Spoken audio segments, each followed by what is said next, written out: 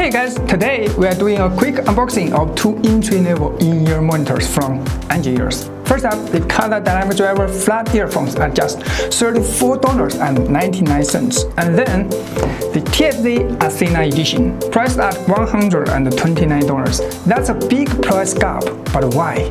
Unboxing the KAZA was a bit tricky. The packaging looks nice, but not the easiest to open.